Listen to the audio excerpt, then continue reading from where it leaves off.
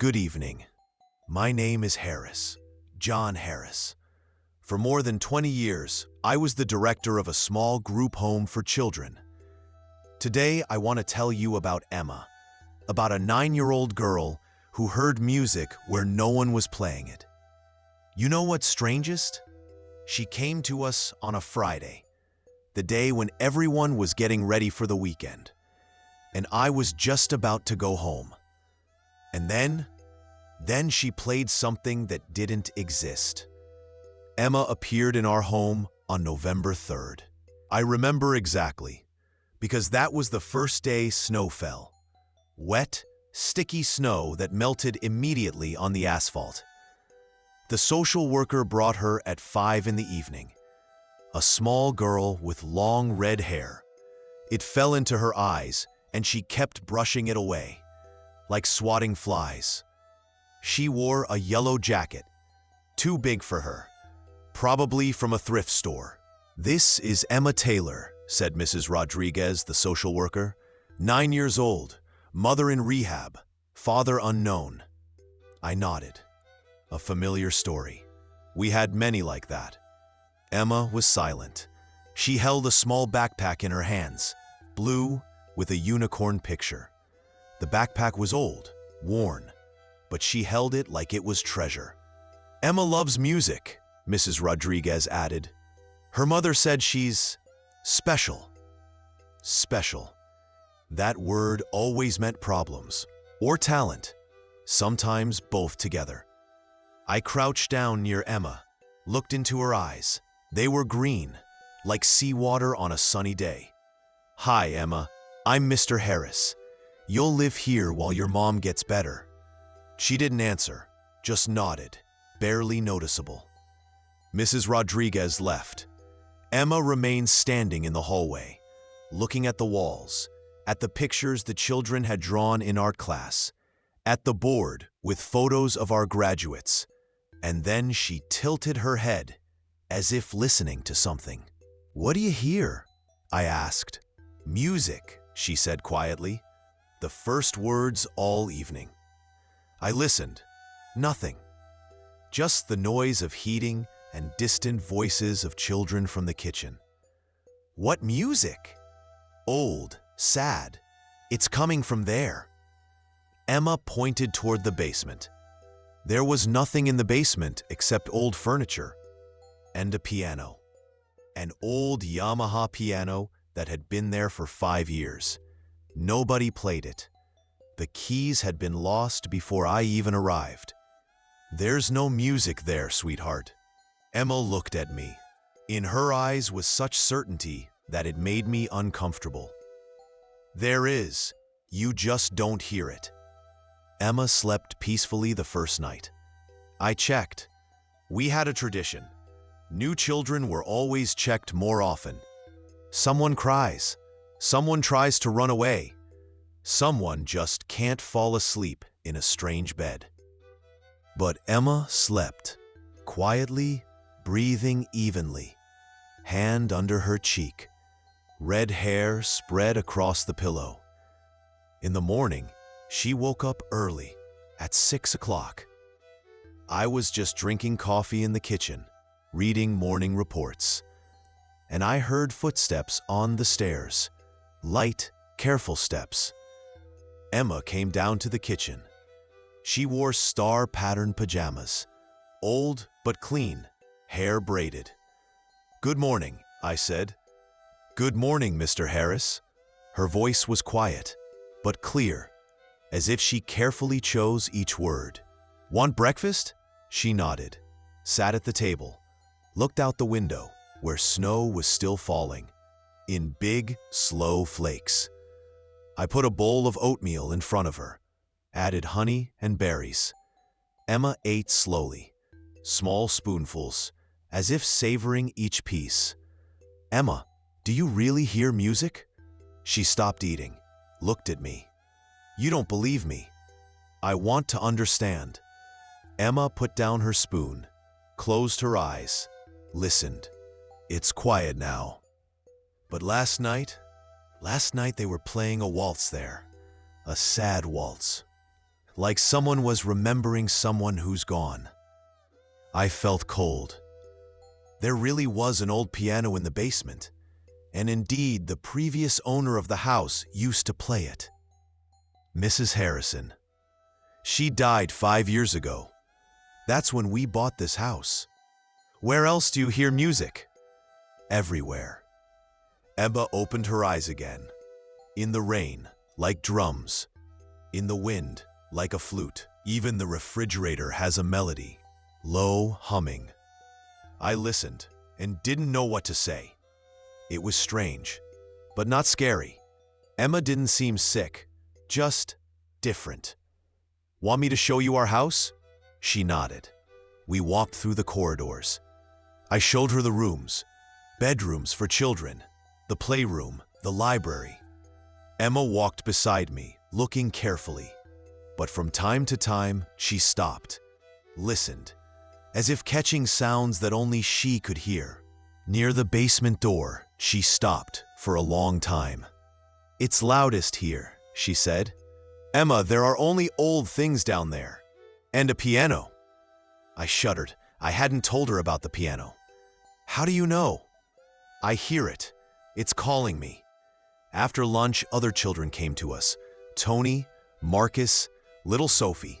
In total, 12 children lived in our house, from 6 to 17 years old. Emma sat in the corner of the playroom, watched others play board games, didn't join, just observed.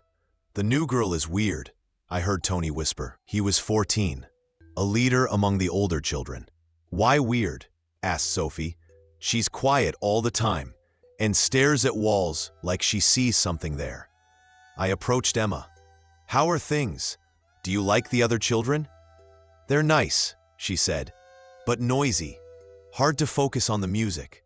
Emma, can you play anything? She looked at me surprised. Piano. Mom taught me. Before she got sick. Want to go down to the basement? Look at that piano? Emma's eyes lit up. For the first time in 2 days, I saw joy in them. May I? Of course. We went downstairs. It was cool in the basement and smelled of old wood. I turned on the light. Emma looked around, saw old chairs, boxes of books, toys that once belonged to other children. And then she saw the piano. It stood in the far corner, black, covered with a thick layer of dust. The lid was closed. Cobwebs hung over the keys. Emma approached it, carefully, as if approaching a living creature. She ran her finger across the lid. Dust shook off, dancing in the lamplight.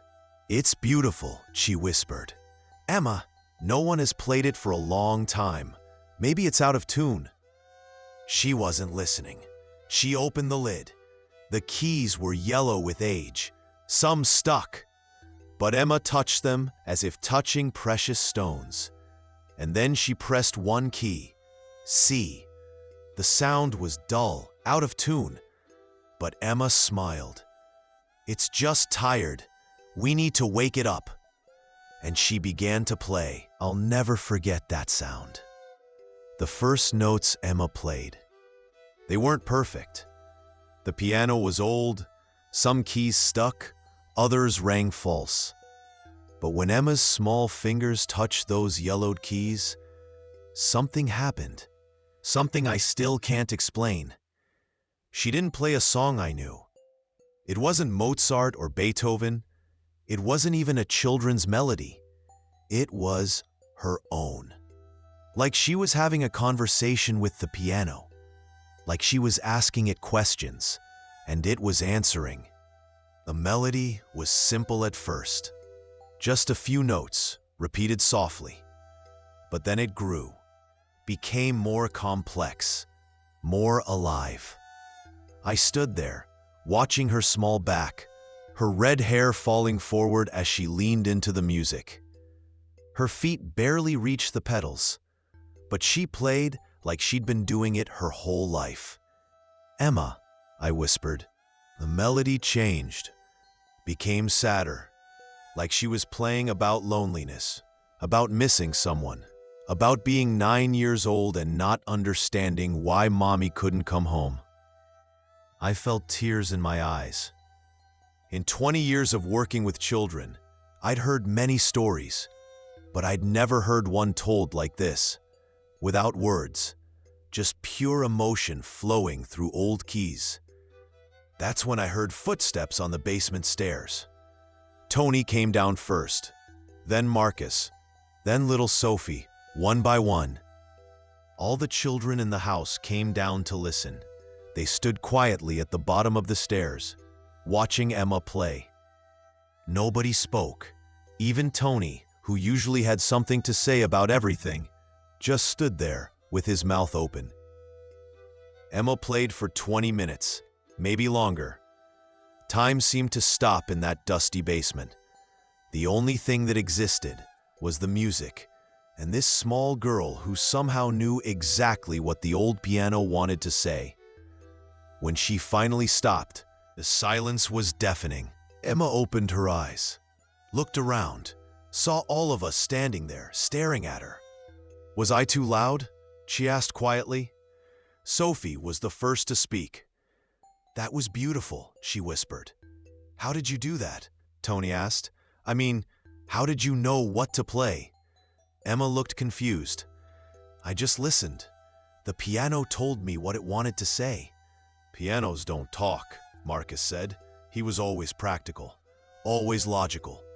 "This one does," Emma said simply. "It's been quiet for so long. It has a lot to say." I walked over to her, put my hand on her shoulder. "Emma, that was extraordinary. Can I come back tomorrow?" she asked. "The piano says it has more stories." Word spread quickly through the house. By dinner, everyone knew about Emma and the piano. The staff whispered about it in the kitchen. Mrs. Chen, our cook, kept shaking her head and saying, "That child has a gift."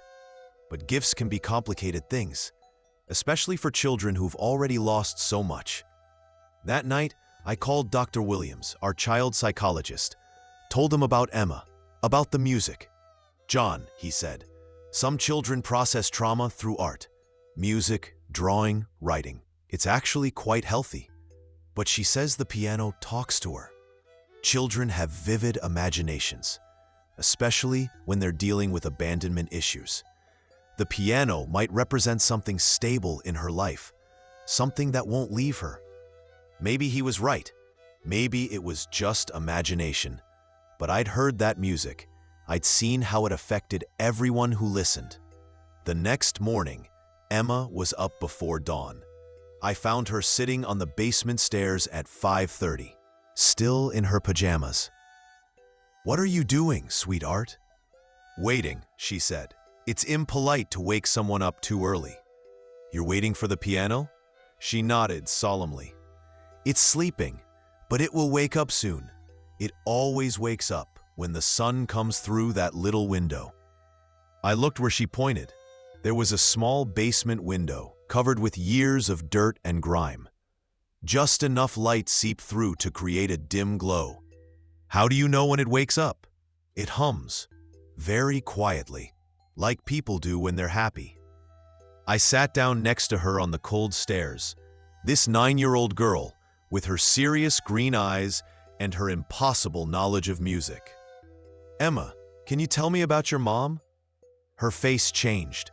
The light in her eyes dimmed a little. "Mama used to play piano too, before she got sick. She taught me when I was little." "What kind of sickness does your mama have?" Emma was quiet for a long time, picking at the hem of her pajama top. "The kind that makes you forget people love you," she said finally. "The kind that makes you choose medicine over your little girl." My heart broke. 9 years old, and she already understood addiction better than most adults. "Do you miss her?" "Every day. But the music helps. When I play, I can pretend she's listening, like she used to." Just then, we heard it. A soft, almost inaudible hum coming from the basement. Like an old house, settling. Like pipes expanding. Like, "It's awake," Emma whispered. She stood up, smoothed down her pajamas, and walked down the stairs. I followed. The piano sat in its corner, looking exactly the same as yesterday. Dusty, old, silent.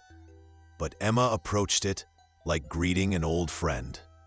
"Good morning," she said softly to the keys. Then she sat down and began to play.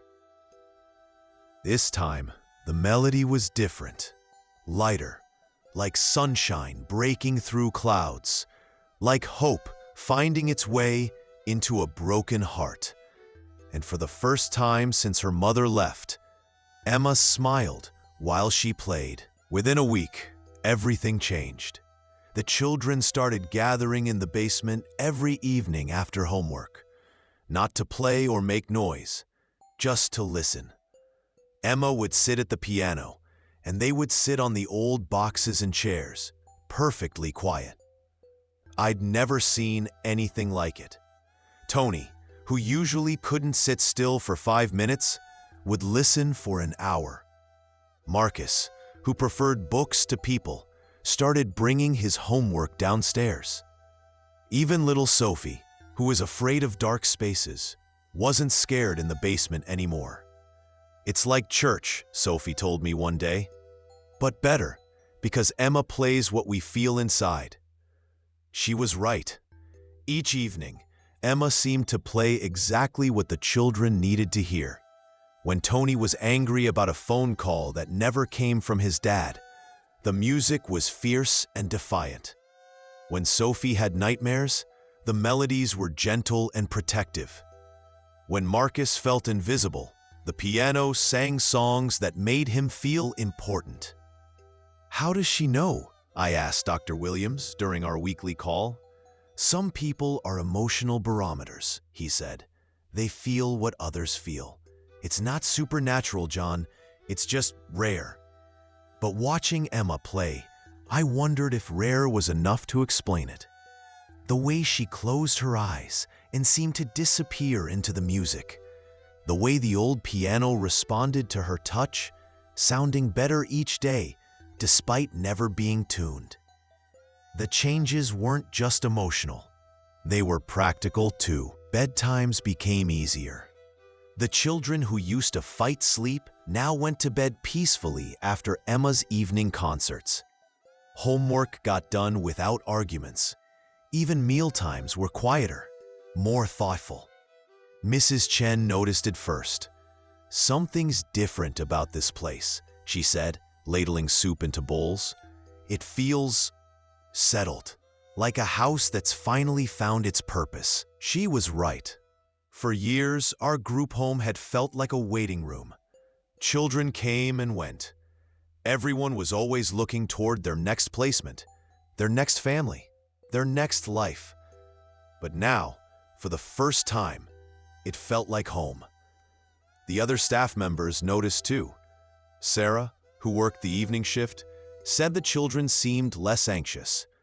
Mike, our maintenance man, said he'd stopped getting calls about children fighting or breaking things. "It's like that little girl cast a spell on this place," he joked. Maybe she had. A spell made of melody and longing, and the simple truth that sometimes broken things can still make beautiful music. But then Emma started having the dreams. She'd wake up crying in the middle of the night. Not the normal tears of a homesick child. Something deeper, more frightening. "The piano is sad," she told me after the 3rd night in a row. "It shows me pictures when I sleep." "What kind of pictures?" "A lady. An old lady with white hair. She used to play the piano. But she's gone now, and the piano misses her." I felt cold. Mrs. Harrison had indeed been an elderly woman with white hair. The previous owner who died in this house, who used to play that piano. "Emma, how do you know about the lady?" "She visits me in my dreams. She's not scary, just lonely. She wants to teach me her songs." I called Dr. Williams again. This time, he recommended we limit Emma's time with the piano. "Too much intensity can be overwhelming for a child," he said. But when I suggested it to Emma, she looked at me with such panic that I immediately regretted it. "You can't take away the piano," she whispered. "It's the only thing that makes sense, the only thing that doesn't leave." I understood then. The piano wasn't just an instrument to Emma. It was stability, permanence, all the things her young life had lacked. "I won't take it away," I promised, "but maybe we could limit it to an hour each day." Emma thought about this seriously. "Could I visit in the morning and evening? The piano gets lonely if I'm gone too long." I agreed, morning and evening sessions, 1 hour each. But I should have known it wouldn't be that simple. Children like Emma, children with gifts, don't follow normal rules. The next morning, I found her sleepwalking. Down the stairs, through the kitchen, toward the basement door. Her eyes were closed, but she walked with purpose, like she was being called. I gently woke her. She looked confused, frightened. "I was dreaming about the lady again," she said. She wanted to show me something important.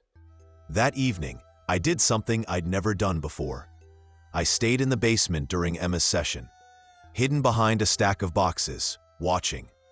Emma sat at the piano as usual, but before she played, she spoke to it.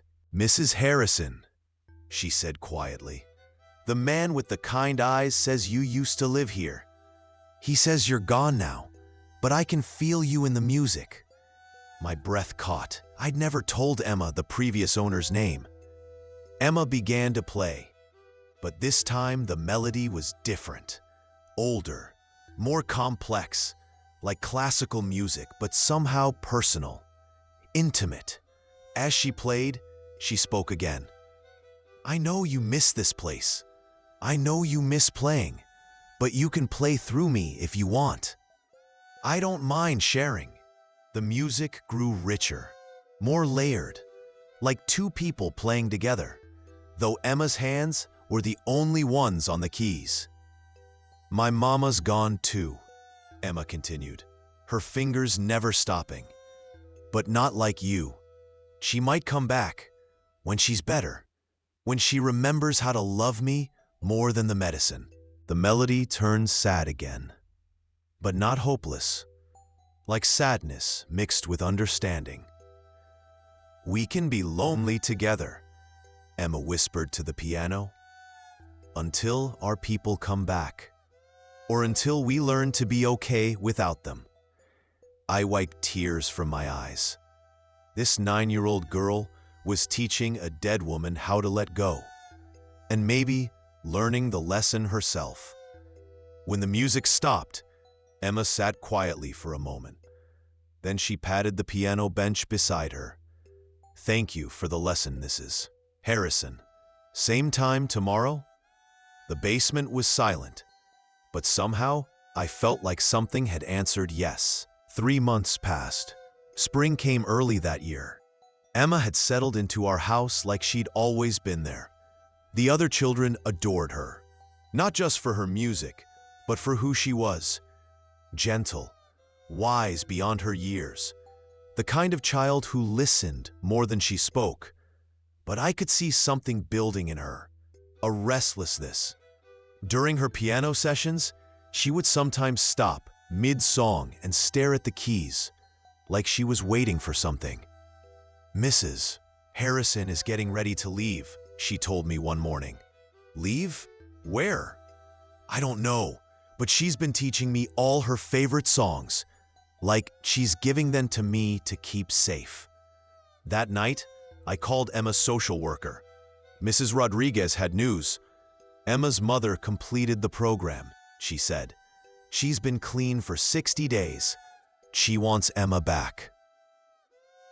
My heart sank, not because I wasn't happy for Emma's mother, but because I knew what this would mean. Emma would leave. The piano would be silent again. Our house would go back to being a waiting room instead of a home. "When?" I asked. 2 weeks, maybe 3. We want to do a gradual transition." I looked toward the basement door. I could hear Emma playing, something I'd never heard before.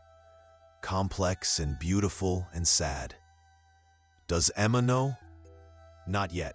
We wanted to talk to you first. Get your thoughts on how to tell her. I didn't know how to tell a 9-year-old that another goodbye was coming.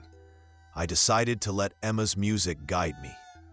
The next evening, I sat with her in the basement as she played. Emma, your mama is getting better. Her hands stopped moving on the keys. She wants me back, Emma said.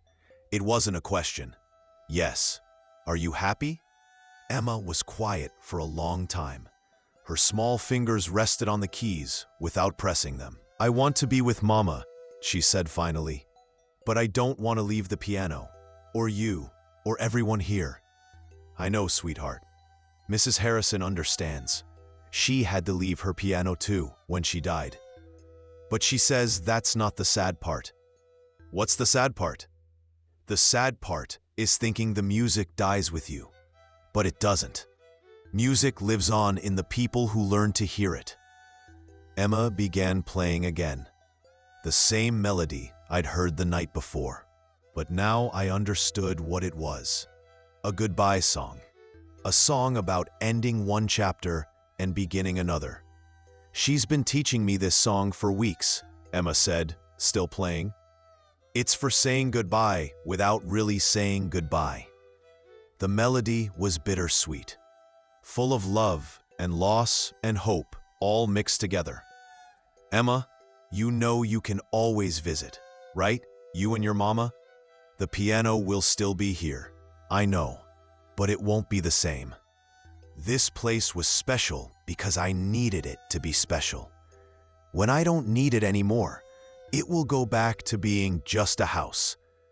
She was right, and we both knew it. Emma's last night with us was in April. The basement was full of children, all gathered to hear her final concert. She played for 2 hours. All the songs she'd learned from Mrs. Harrison. All the melodies that had come from her own heart. All the music that had held our broken little family together for 4 months. When she finished, the silence lasted a full minute. Then Sophie started clapping. Then Marcus. Then Tony. Soon all of us were clapping and crying at the same time. Thank you, Emma said to the piano. Thank you for letting me share your music. Then she turned to us. Thank you for listening. Music is only half magic if no one hears it. The next morning, Mrs. Rodriguez came early. Emma had packed her little blue backpack, the one with the unicorn. She looked the same as the day she'd arrived, except for her eyes. They were still green as seawater, but now they held something they hadn't before. Peace. Her mother was in the car, a thin woman with Emma's red hair and nervous hands. But her eyes were clear, focused, present. I'm scared, Emma whispered to me as we stood by the car. Scared of what? That Mama will get sick again, that I'll have to come back. But next time, the piano won't be waiting. I knelt down to her level. Emma, the music isn't in the piano. It never was. It's in you, and you'll carry it wherever you go. She hugged me then, a fierce, desperate hug from a little girl who'd learned too young that people leave. That was 8 years ago. Emma writes to me sometimes. She's 17 now, in her senior year of high school. She got a full scholarship to the conservatory. In her last letter, she told me something that made me cry. She said she'd been giving piano lessons to kids in foster care, teaching them to hear the music that's already inside them, she wrote. The piano in our basement is still there. Other children have tried to play it over the years. It sounds like what it is now, an old, out-of-tune piano that nobody maintains. But sometimes late at night, when the house is quiet, I swear I can still hear Emma's music drifting up from the basement. Gentle melodies that sound like hope, like healing, like home. The children we have now are good kids, different than the ones from Emma's time, but good. And sometimes I catch myself listening for that special quality Emma had, that ability to hear what people needed and translate it into something beautiful. Mrs. Chen retired last year. Before she left, she said something I'll never forget. That little girl with the red hair, she didn't just play music. She taught this old house how to love again. Maybe that's what gift means. Not just talent, but the ability to take broken things, broken people, broken places, broken pianos, and find the music still hidden inside them. That's Emma's story, one of many I carry with me, but perhaps the most important one. Because Emma taught me that sometimes the most profound healing happens not when we fix what's broken, but when we learn to make something beautiful from the pieces. Thank you for listening. Until next time, good night.